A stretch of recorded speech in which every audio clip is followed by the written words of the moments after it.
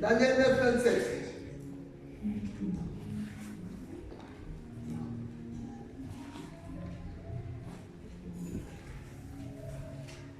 La Bible dit, Daniel chapitre 9, verset 27. Il fera une solide alliance avec plusieurs pendant une semaine. Je vous ai dit ici, on nous parle des 70 semaines de Daniel. Nous avons déjà fait les calculs là. Nous avons dit une semaine dans 70 semaines de Daniel est égal à combien de ans? 7 ans. Comme une semaine à 7 jours, donc une journée représente une année. Si une journée représente une année, alors dans une semaine nous avons combien de jours? 7 jours. Alors les 7 jours là représentent combien de temps? 7 ans. Alors ici on dit quoi? Donc après l'enlèvement, ici c'est quelque chose qui va passer après l'enlèvement. Je veux que tu le saches, Daniel chapitre 9 verset 27.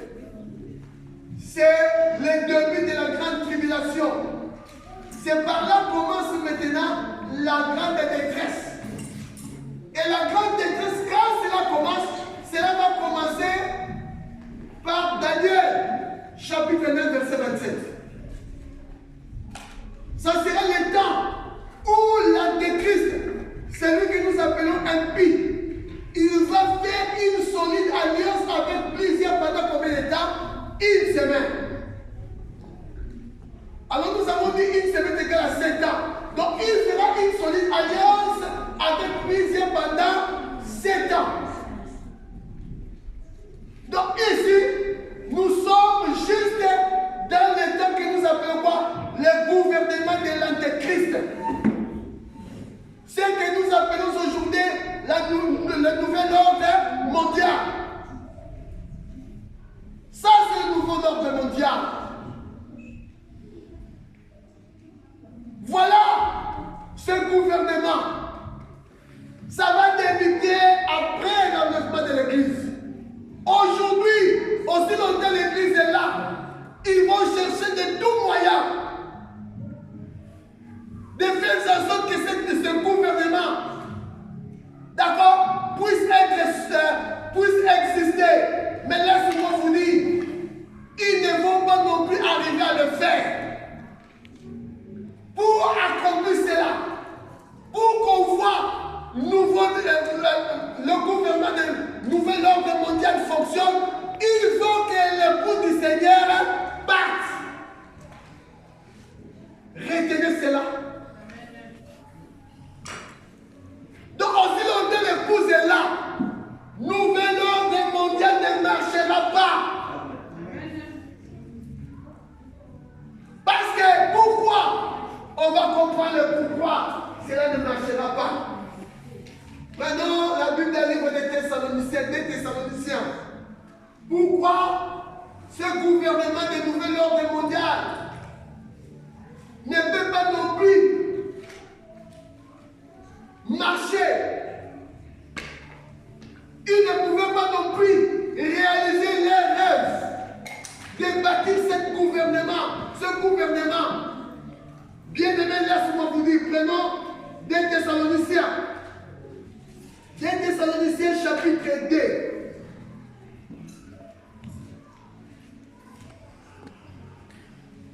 Le verset 3 jusqu'au verset 9. Je lis au nom du Seigneur Jésus-Christ. Que personne ne vous séduise d'aucune manière. Car il faut que l'apostasie soit arrivée auparavant et qu'on ait vu paraître l'homme du péché, le fils de la perdition. On commence par là. On nous dit que personne ne nous séduise d'aucune manière. Quand on parle de mot séduction, ici veut dire quoi? Tromper.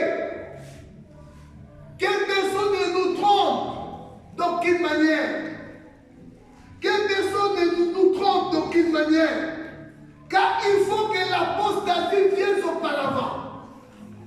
Donc Paul, il nous révèle ici. Pour que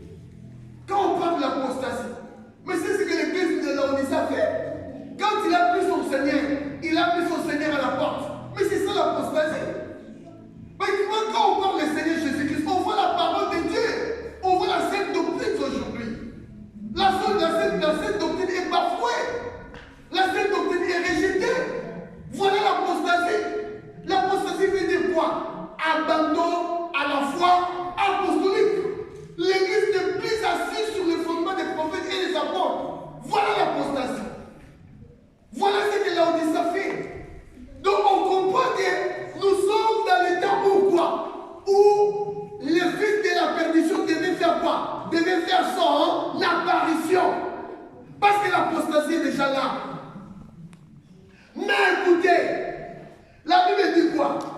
L'anniversaire qui s'élève, le verset 4. On décide de tout ce qu'on appelle Dieu ou de ce qu'on adore, pardon. Jusqu'à s'asseoir dans les temples de Dieu, c'est proclamant lui-même Dieu. Ne vous souvenez-vous pas? Je vous dis que, excusez-moi, ne vous souvenez-vous pas que je vous disais ces choses lorsque j'étais encore chez vous? Et maintenant, vous savez ce qui les retient, afin qu'ils ne paraissent qu'à son temps. Donc, Paul, il nous explique ici l'adversaire, donc l'homme du péché, là, le fils de la perdition, qui devait faire son apparition. Paul, il dit, il y a quelque chose qui les retient, qui l'empêche d'apparaître.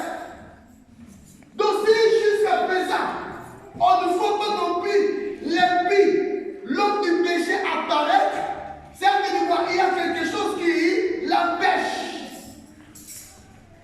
Alors, le verset 7.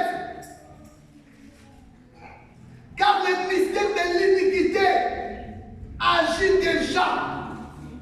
Quand on parle du mystère de l'iniquité, c'est quoi? C'est ce que nous appelons la marque de la bête. Le mystère du péché. La marque de la bête ne nous pas. C'est la marque du péché. Or, l'impie, c'est qui? Mais c'est l'incarnation du péché. C'est comme la justice a été incarnée à une personne. Le péché aussi incarnera à une personne. La justice a été incarnée à la personne de Jésus-Christ. C'est lui qui était la parole faite chair.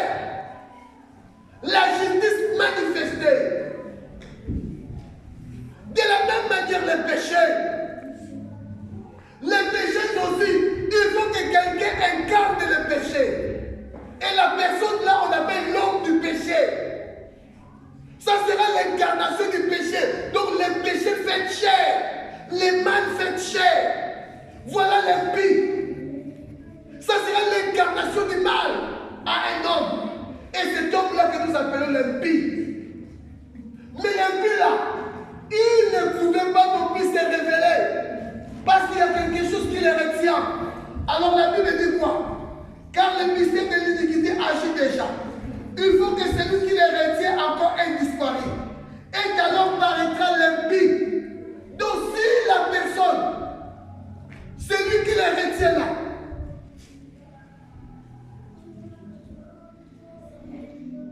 n'est pas disparu, l'impie ne se révélera pas.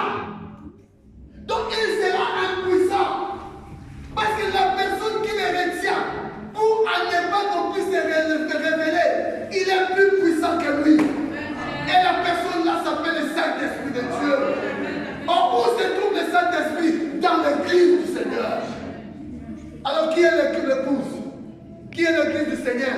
C'est toi et moi. Les gens qui sont quoi? Nés de nouveau, baptisés du Saint-Esprit. C'est ainsi Jésus-Christ a dit, il faut que vous naissiez de nouveau. Pourquoi?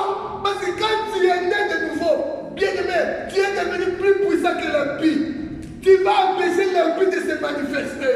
Voilà le mystère. Donc tu n'as pas besoin d'avoir peur du diable. Parce que l'impie, ça sera quoi? Ça sera le diable en action, mes bien-aimés. Mais laisse-moi te dire, aussi longtemps le Saint-Esprit est là. Le Saint-Esprit n'habite pas des maisons construites d'hommes. Il n'habite pas dans ces lieux-là, dans cette salle-là. Le Saint-Esprit est descendu sur la terre pour habiter aux hommes. Mais la condition pour que le Saint-Esprit habite en toi, il faut que tu crois au Seigneur Jésus-Christ. Voilà pourquoi Jean, chapitre 1, verset 12, la Bible dit, à tous ceux qui l'ont reçu, à ceux qui croient en son nom, elle a donné le pouvoir de devenir enfant de Dieu. Je vous ai dit, devenir enfant de Dieu, il est question du pouvoir. Et le pouvoir là, c'est ça qui empêche l'impie de se manifester. Mais le pouvoir là,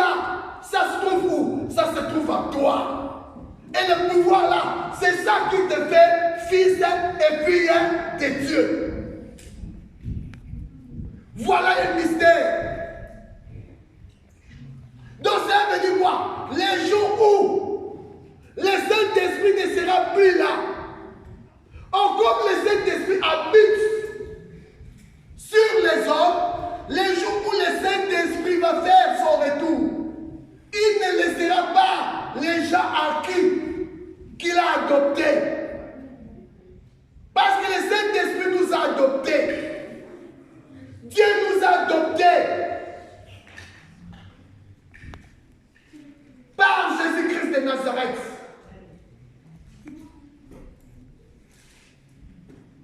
Est-ce que vous comprenez? Réveillez-vous, mes bien-aimés. Alors, quand l'ennemi, la Bible dit celui qui les retient. La Bible dit le verset 7, car le mystère de l'iniquité agit déjà. Il faut seulement que celui qui les retient avant ait disparu. Et alors paraîtra l'impie, que le Seigneur Jésus-Christ détruira par le souffle de sa bouche et qu'il anéantira par l'éclat de son avènement. Écoutez, l'apparition de cet impie se fera par la puissance de Satan, avec toutes sortes de miracles, de signes et de prodiges mensongers. Voilà. C'est ce que je vous ai dit. Quand on parle de l'impie, on voit au Satan en action. Mais l'impie, il sera incapable. Voilà pourquoi dans le livre de Daniel chapitre 9, le verset 27, écoutez l'église, Daniel chapitre 9, verset 27, on nous parle maintenant quoi? On nous parle, il fera une solide alliance avec plusieurs pour une semaine. Pourquoi? Parce que dans le temps de cette solide alliance, il y aura un maître, un roi, qui va régner sur toute la terre. Le roi là, c'est qui? C'est l'impie. Or, aussi longtemps, l'épouse est là. Donc, le Saint-Esprit est dans son église. L'épouse n'est pas encore partie. L'impie ne peut pas non plus se manifester. Or, si aujourd'hui, on dit par exemple, de bâtir ce gouvernement-là, que nous appelons le nouvel ordre mondial, alors qui va être le roi? Vous comprenez? Parce qu'un royaume, il faut que son roi soit en place. Mais le roi là, il ne peut pas manifester parce qu'il y a quelque chose qui l'empêche. Voilà pourquoi je vous ai dit. Aussi longtemps l'époux du Seigneur est là. Laisse-moi te dire, je vous dis, le nouvel ordre mondial ne marchera pas. Même si ils ont tout avec eux, mais cela ne peut pas. Pourquoi? Parce que le temps de cet nouvel ordre mondial, de cet empire-là est compté. L'empire là, d'accord, cela va s'être bâti seulement pour cette année seulement. Donc il n'a pas beaucoup de temps. Écoutez-moi. Le nouvel ordre mondial, le gouvernement du nouvel ordre mondial va durer pendant combien de temps? 7 ans seulement. Cela ne va pas faire beaucoup de temps sur la terre. La durée de cet empire, ça sera tout simplement pour 7 ans. Et le roi de cet empire, son nom c'est qui? C'est l'impie. Alors comme l'épouse est là, le Saint-Esprit est là, lui, il est impuissant. Il ne pourra pas se révéler. Voilà les choses que je veux que tu retiens. Donc même que les gens te disent pour le nouvel ordre mondial, aujourd'hui, je veux que tu puisses avoir la vraie interprétation des choses. Parce qu'aujourd'hui, on entend souvent des choses partout. Les gens, ils sont secoués. Ils ne sont plus en place. Mais je veux que tu sois en place. Je veux te rassurer aujourd'hui. Aussi longtemps que tu seras là et ta épouse, le nouvel ordre mondial ne marchera pas.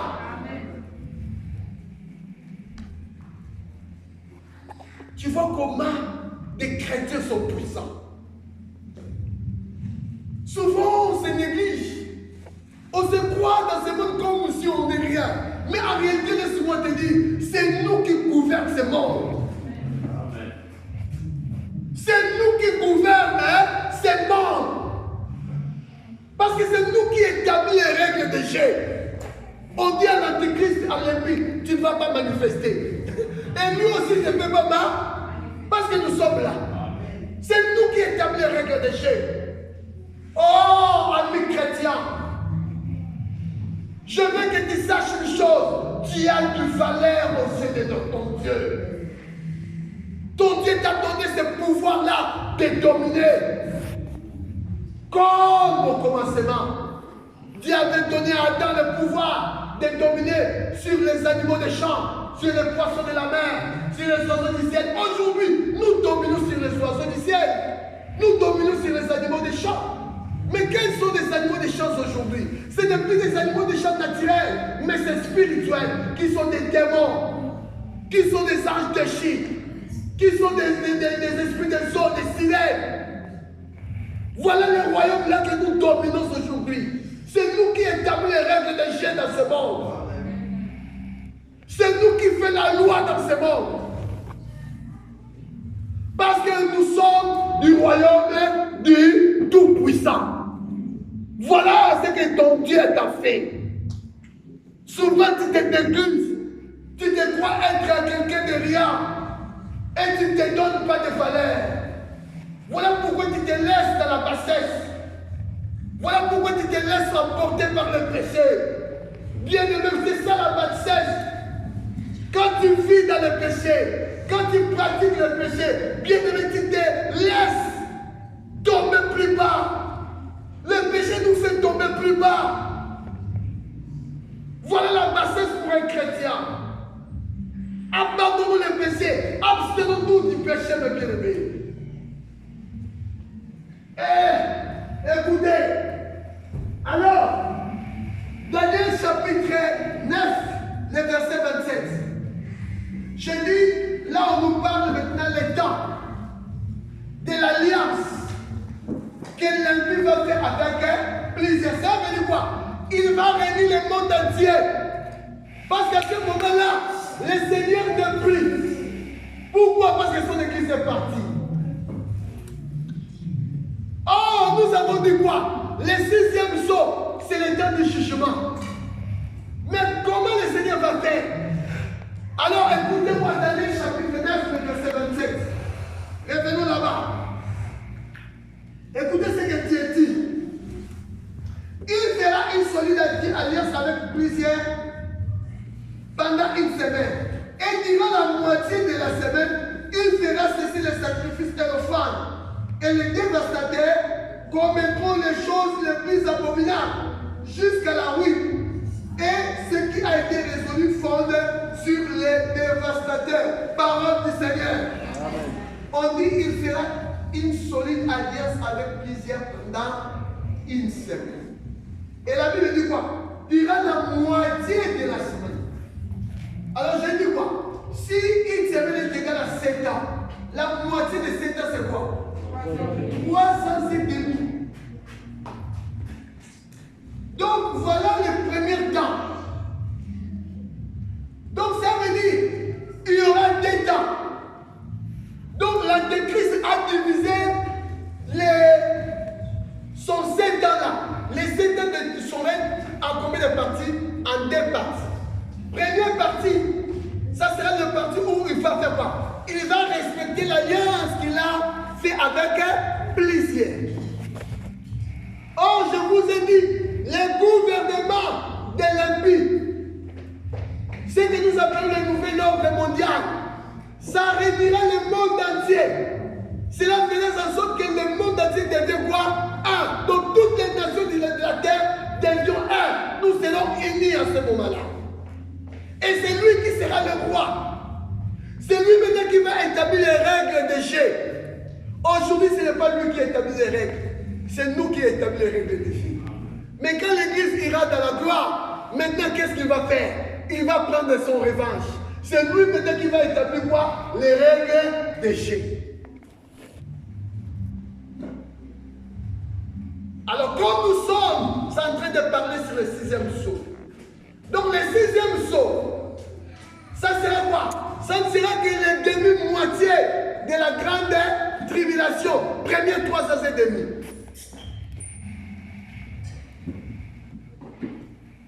Écoute-moi, le 6e sceau, ça va prendre que les premières parties, d'accord, du 7 ans. Donc ça veut dire les premiers 3 ans et demi.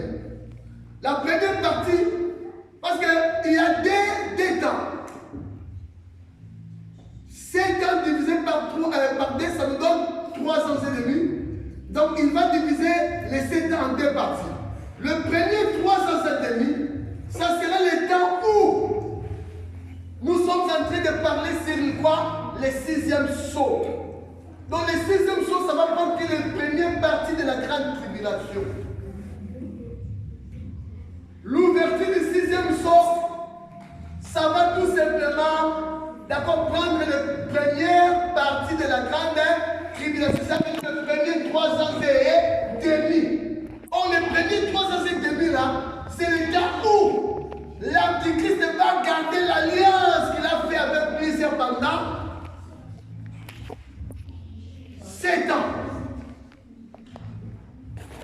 Il va garder l'alliance. Parce qu'il a fait l'alliance de 7 ans.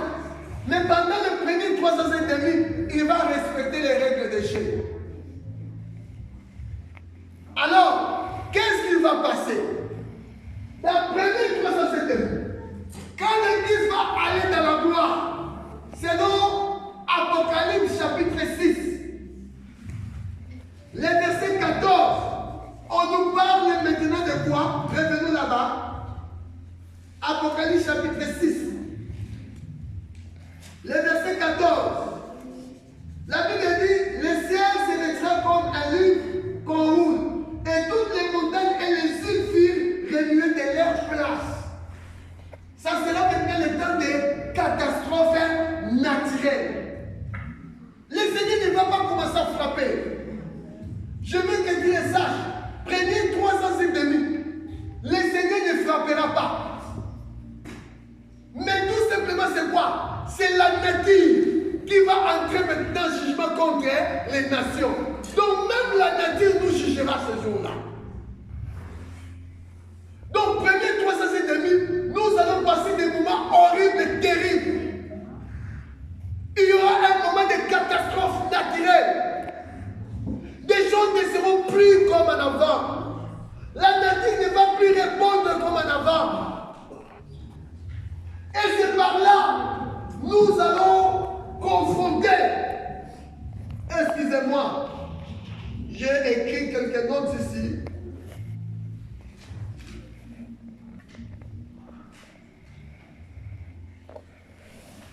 Bien-aimés, quand l'Église va aller dans la gloire, et nous allons commencer les débuts de la grande tribulation ou de la grande détresse, c'est par là que ça va commencer des catastrophes naturelles. Donc quand nous parlons des catastrophes naturelles, nous allons voir des incendies. D'accord? Il y aura des choses comme on voit aujourd'hui. On voit comment des incendies se font aujourd'hui. Comment des forêts sont brûlées aujourd'hui. Et les gens n'arrivent même pas à maîtriser, mais ce n'est pas bon l'état. Parce qu'à ce moment-là, ça sera terrible. C'est la nature qui va entrer en jugement avec nous. C'est la nature, ce n'est pas d'abord Dieu. Le premier 3 ans et demi de la grande tribulation, ça ne sera pas le temps que Dieu va commencer à frapper les nations. Mais c'est la nature, bien qui va révolter. C'est la nature qui va faire le jugement. Et la Bible nous parle maintenant, à ce moment-là, les montagnes et les îles furent remuées de leur place. Bien-aimés, laissez-moi vous dire, souvenez-vous, on a eu tant de choses, on a connu des choses dans ce monde. On a connu des tremblements de terre, tout ça. Mais on n'a jamais entendu, d'accord, un tremblement de terre fait déplacer une montagne. Vous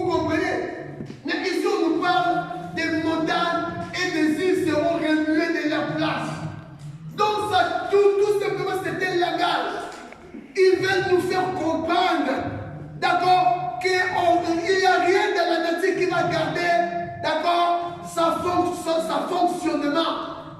Des choses vont se dégrader. La nature va se révolter. Il y aura des incendies.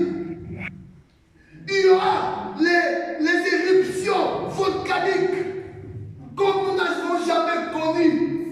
Aujourd'hui, on nous parle des éruptions volcaniques.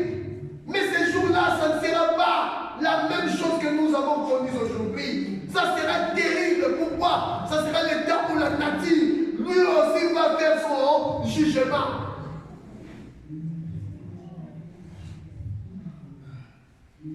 Il y aura des fortes températures. Quand on parle des réchauffements climatiques aujourd'hui, bien aimé, à ce moment-là, les gens ils seront incapables de supporter la chaleur. Ça sera terrible. Voilà comment des choses. Et des choses là, quand cela va commencer à se battre, quand cela va commencer son jugement sur les nations, bien aimé, laissez-moi vous dire, c'est à ce moment-là, les mondes politiques ne vont plus se retrouver. Il y aura la mort. Les politiques, les politiciens qui seront sa solution. Parce qu'à ce moment-là, ils seront à l'incapacité de tout. Les gens là, ils vont s'abandonner. Et laisse-moi te dire, il y aura des désastres économiques. Rien dans l'économie ne se tiendra plus. Aujourd'hui, laisse-moi vous dire, tout ce qu'on voit aujourd'hui, si on voit les politiciens travailler, si on voit l'économie, nos économies sont là, laisse-moi vous dire, parce que la nature répond encore. Mais à ce temps-là, la nature ne répondra plus. Et il y aura bien la confusion totale. Les gens, ils ne sauront plus rien. Ils seront à l'incapacité. Ils ne vont pas non plus savoir qu'est-ce qu'ils vont faire. Ils seront sa solution. Et par là, la Bible dit, dans Apocalypse chapitre 6, écoutez ce que la Bible dit. Le verset 15, les rois de la terre, les grands chefs militaires, les riches, les puissants, tous les esclaves, les hommes libres, se cachèrent dans les cavernes et dans les rochers des montagnes. À ce moment-là, les gens là que nous applaudissons aujourd'hui, nos chefs des gouvernements, nos présidents, nos rois, bien aimés à ce moment-là, et aussi, bien aimés, ils vont prendre fuite. Ça veut dire qu'ils seront à l'incapacité. Ils seront des hommes comme toi et moi. À ce moment-là, ils seront sans solution. Il y aura plus d'impuissants. Il y aura plus de puissants. Il y aura plus de riches. Il y aura plus de pauvres. On sera tous pareils. Parce que rien ne marchera. L'économie, ça sera la mort de l'économie. Ça sera la mort de la politique. Donc tous les systèmes que le diable a mis en place pour faire marcher ce monde, cela ne marchera plus à ce moment-là. Il n'y a rien qui marchera. Il y aura la mort. La mort sur tous les plans. Ça sera le chaos total. Vous comprenez? C'est par là que l'impie, il va se révéler dans le monde pour chercher à donner les gens la solution. Voilà là où commence le nouvel ordre mondial. Ça va commencer par là. Donc quand l'Église va aller dans la gloire, nous allons entrer dans un moment terrible. Il y aura de catastrophes naturelles. La nature va se révolter. Les gens ne se tiendront plus. Rien ne marchera dans ce monde.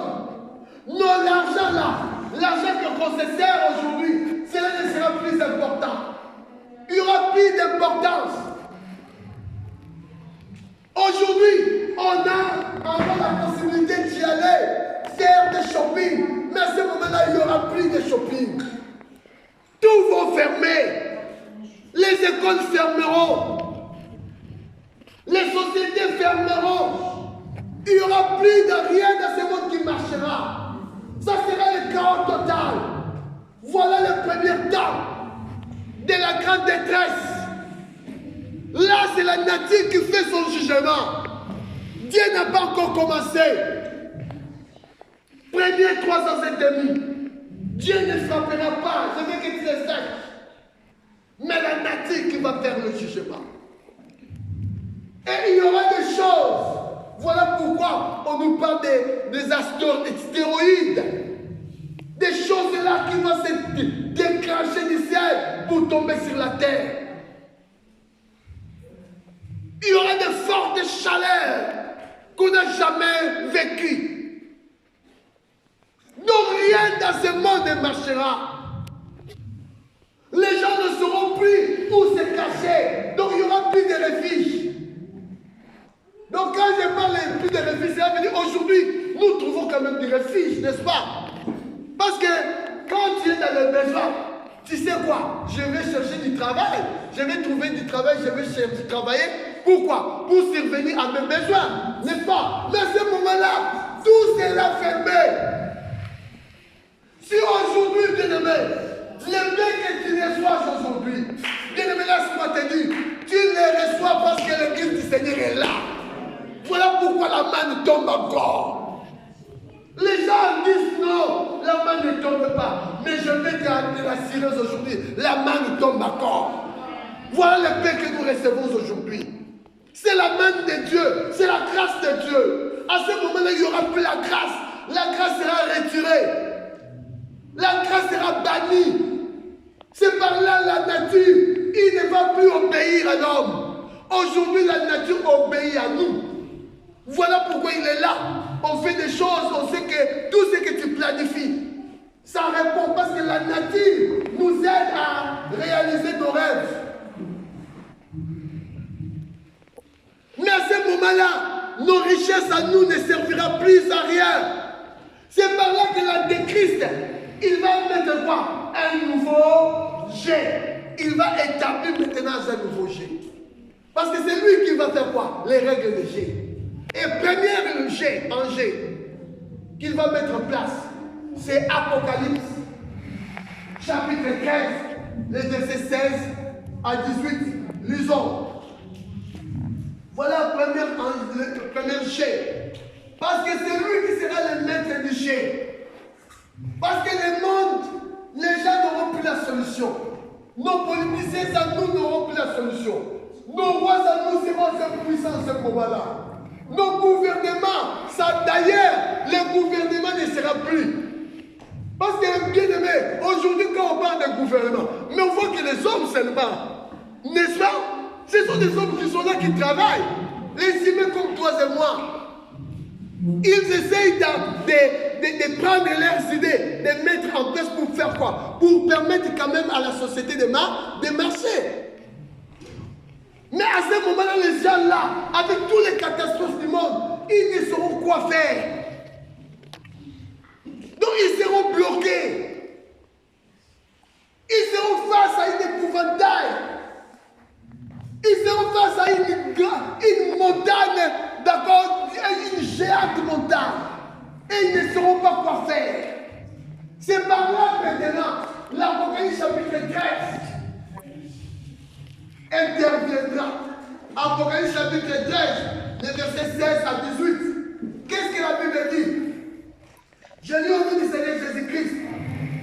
Et elle vit que tout petit, grand, riche et pauvre, voilà des gens. Écoute-moi. Apocalypse chapitre 6, verset 4. C'est les mêmes hommes que nous voyons dans l'Apocalypse chapitre 13, verset 16. Je veux que vous compreniez. Je veux que vous compreniez. Prenons l'Apocalypse chapitre 6, le verset 15. Qu'est-ce que la Bible dit? Et l'Apocalypse 13, le verset 16. L'Apocalypse 6, le verset 15, la Bible dit: les rois de la terre, les grands, les chefs militaires, les riches, les puissants, tous les esclaves et les hommes libres s'est caché dans les cavernes et dans les rochers des montagnes. Apocalypse chapitre 16 et 13, pardon, le verset 16. Et elle fit que tous, petits et grands, riches et pauvres, libres et esclaves, résistent une marque sur l'air, mais droite ou sur l'air, front. Donc à ce moment-là, la décrise, il ne va pas avoir des amis. Aujourd'hui, les politiciens là, ils croient être l'ami de Satan. À ce moment-là, bien aimé, quand l'église ira de la gloire, le diable il va changer. Les sorciers d'aujourd'hui qui volent, ils croient, oh, moi, je vois Satan. Il m'appelle mon fils, ma fille. Aujourd'hui, il t'appelle sa fille. Il demande. Satan, c'est un menteur. Quand l'église ira de la gloire, à ce moment-là, il sait déjà que pour toi, c'est fini. Il va changer. Il ne va plus avoir des amis. Toi qui crois être ami de Satan, tu te trompes. Satan n'a pas d'amis. C'est un ennemi juré de l'homme. Aussi longtemps que tu es un homme, tu resteras ennemi de Satan. Nous, on voit seulement des chrétiens qui sont des ennemis de Satan. Mais non. Satan, il regarde l'homme comme son ennemi. Mais son premier ennemi chrétien. Deuxième ennemi, c'est l'homme. Le fait d'être homme, tu es un ennemi de Satan. À ce moment-là, la première des choses, c'est lui qui va établir. Parce que vous, vous êtes impuissants. C'est lui maintenant qui va faire les règles des jeux. C'est lui qui va chercher maintenant à donner comme la solution au monde. Et à ce moment-là, la solution qu'il va donner, ça ne sera pas gratuit. Aujourd'hui, Dieu nous donne tout gratuit. Mais Satan ne donne rien gratuit. Il n'y a rien pour rien à Satan. Tout est payant. Il te donne 1 euro pour payer 1 milliard d'euros. Voilà les règles de jeu de Satan. Voilà pourquoi je te dis, ma soeur, mon frère, toi qui m'écoutes et toi qui écouteras ce message. Aujourd'hui, tu dis que moi je suis un grand magicien. Je vois Satan. Je coopère avec Satan. Là, le diable, il te donne le nom. Il te donne le nom général. Dans le monde des ténèbres, je suis général.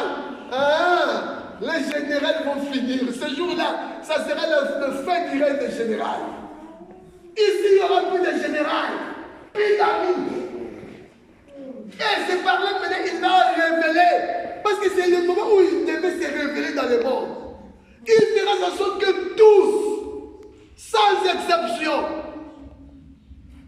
bien aimés, pour avoir un morceau de pain, un petit morceau de pain, il faut quoi? Il faut avoir la marque de la bête. Verset Apocalypse 13, verset 16.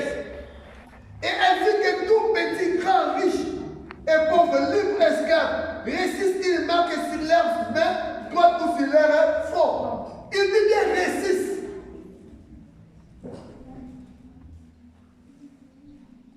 Il fit, et elle fit que tous. Toi tu dis, oh, à ce jour-là, des chrétiens, nous comme on a loupé l'enlèvement, on va essayer de rattraper. Il n'y a pas de rattrapage là-bas. Que personne ne démarre. Pas de rattrapage. Les gens se trompent. Je vais prendre ce verset-là. Nous sommes en train de partir. On va prendre le verset-là que les gens se trompent. Beaucoup de gens, beaucoup des hérétiques, quand ils prennent ce verset, ils se perdent. Voilà pourquoi ils sont en train de donner les gens l'espoir là où il n'y a pas d'espoir. Mais quand l'enlèvement de l'église aura lieu, il n'y a plus d'espoir. C'est fini, c'est la fin de la grâce. On dit que la grâce. Oh, la Bible dit quoi? Nous sommes sauvés par la grâce au moyen de la foi. Cela ne vient pas de nous, mais c'est le don de Dieu. Mais quand la grâce n'est plus là, comment veux-tu que tu sois sauvé? Pose-toi la question. Comment les gens se ça. J'ai entendu même un prédicateur qui dit, mes bien-aimés, je veux que vous gardez les balles. Ces jours-là, quand les diables, quand les églises iront dans la gloire, alors vous qui vont rester, ne prenez pas la marque de la bête. C'est vraiment un ignorant. Il ne comprend pas les Écritures. Voilà, Jésus-Christ a dit aux pharisiens, vous êtes grandement dans l'erreur parce que vous ne comprenez ni les Écritures, ni la puissance de Dieu. Voilà des choses que nous trouvons dans notre temps. Nous avons des pharisiens de notre temps qui ne comprennent ni les Écritures, ni la puissance de Dieu. Ils sont là pour tromper les gens. Bien-aimés, est-ce que vous croyez que nous sommes sauvés? Écoute-moi. Est-ce que la condition du salut, le salut consiste à refuser la marque de la bête? La Bible dit quoi? Tu seras sauvé parce que tu as refusé la marque de la bête. Mais la Bible dit que tu seras sauvé quand? Par la grâce au moyen de la foi. Cela ne vient pas de nous, mais c'est les dons de Dieu. Alors quel est le don là que Dieu a fait? C'est Romains chapitre 6, le verset 23. Car le salaire du péché, c'est la mort. Mais les dons gratuits de Dieu, c'est la vie éternelle en Jésus-Christ notre Seigneur. À ce moment-là, le Seigneur Jésus-Christ, il a pris son église, il est parti. Il a dit pour des vierges sages et folles, ces jours-là, quand ils vont toquer la porte, il va leur dire quoi? Retirez-vous de moi, je ne vous ai jamais. En vérité, je ne vous ai jamais. Je ne vous connais pas. Voilà de ceux qui vont rester. Mais aujourd'hui, on nous fait croire que nous sommes sauvés parce que nous refusons la marque de la bête. Non! Même si tu refuses la marque de la bête, cela ne te donne pas l'accès au salut. La condition pour qu'un homme soit sauvé, la Bible dit quoi? À tous ceux qui l'ont reçu, à ceux qui croient à son nom, elle a donné le pouvoir de devenir enfant de Dieu. Actes des Apôtres, chapitre 2, verset 38. Pierre nous a donné l'ordonnance du salut. Il a dit, si tu veux être sauvé, qu'est-ce que tu devais faire? Il a dit, répentez-vous et que chacun de vous soit baptisé au nom de Jésus pour le pardon de vos péchés et vous recevez les dons du Saint-Esprit. Alors les dons du Saint-Esprit, le Saint-Esprit ne sera plus là. Comment peut-il être sauvé si le Saint-Esprit n'est plus là? Or le salut c'est un don. Ces dons-là, c'est ce que nous parlons. Les dons du salut, c'est le Saint-Esprit de Dieu. Si quelqu'un ne reçoit pas le Saint-Esprit, il n'est pas sauvé. Bien aimé, laisse-moi vous dire, la condition pour qu'un homme puisse avoir le Saint-Esprit, c'est quoi? Mais il faut que tes péchés soient pardonnés. Donc cela veut dire quoi? Si tu vois quelqu'un rempli du Saint-Esprit, si tu vois quelqu'un reçoit le Saint-Esprit, il faut comprendre tout simplement que la personne là, Dieu a fait quoi? Dieu a pardonné ses péchés. Si Dieu ne te pardonne pas, tu n'auras pas le Saint-Esprit. Donc ça veut dire qu'une personne qui n'a pas le Saint-Esprit, il n'est pas pardonné. Il faut que vous compreniez cela. Regarde maintenant ta vie. Est-ce que c'est le Saint-Esprit?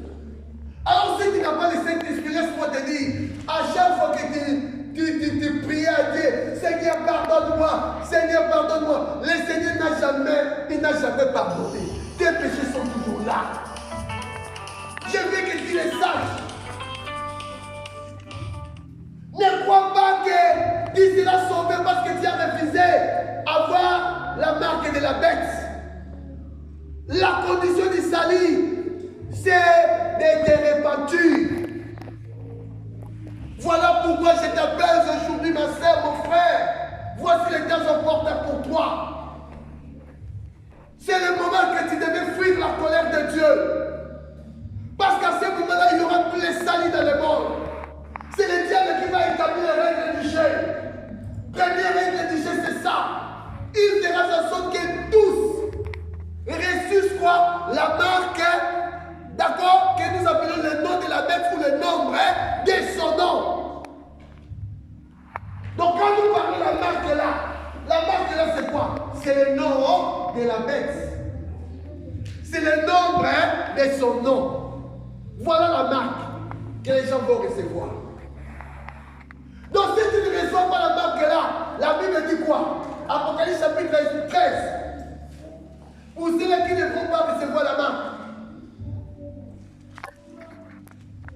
Et que personne ne peut acheter ni vendre sans avoir la marque, le nom de la bête ou le nombre de son nom. Regarde aujourd'hui, j'ai vu de belles femmes dans ma vie. De belles femmes. Tu regardes une femme, tu dis non, ça c'est une belle femme. Mais vendre leur corps à cause de la famille. À cause d'un petit morceau de pain, j'ai vu des femmes vendre leur corps.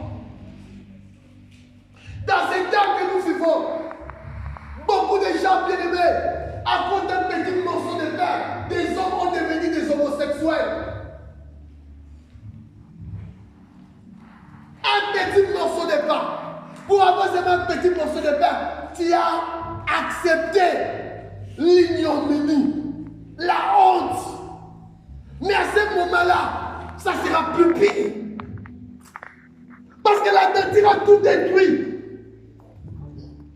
Aujourd'hui, laisse-moi te dire, tu peux avoir faim, tu dis que bon, je vais faire un tour chez le frère Dona. Nous, on a fait ça. On a connu aussi beaucoup de hommes en Afrique qui le font jusqu'à présent. Et quand ils vont à l'évangélisation, ils savent déjà que non, bon, les matins, je vais faire un tour chez la sœur Fifi. Là, je croiserai déjà mon petit déjeuner là-bas. Et après, je vais aller comme ça chez la sœur. Vous comprenez? Si la sœur m'a dit ça, là, je sais que j'aurai mon souper. Vous comprenez? Aujourd'hui, tu vas chez ta sœur.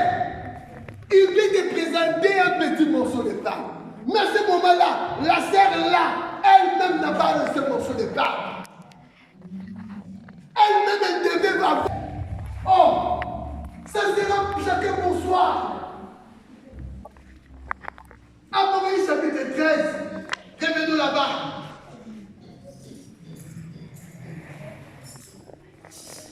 Le verset 16. Et elle fit que tous, petits et grands, on commence par petits. Donc il n'y aura plus de pitié. Ce jour-là, il n'y aura plus des Aaron au milieu de nous. Oh Aaron. Qui? Oh Keren. Oh Rebecca. Oh Aurélie. Il n'y aura plus. Oh Samuel. Ce jour-là, ta mère. Aujourd'hui, ta mère, tu es toujours connu, mais ce jour-là, elle va t'oublier. Tu ne seras plus son Samuel. Voilà des choses qui vont passer à ce temps-là. Ça sera terrible. Fouiller la colère de Dieu. C'est aujourd'hui, mes bien-aimés. Dieu nous appelle aujourd'hui, pas demain.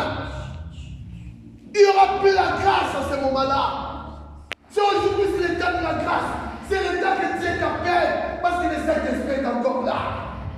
Mais à ce moment-là, il n'y aura plus le Saint-Esprit pour l'Église. Comment veux-tu être sauvé s'il n'y a pas le Saint-Esprit?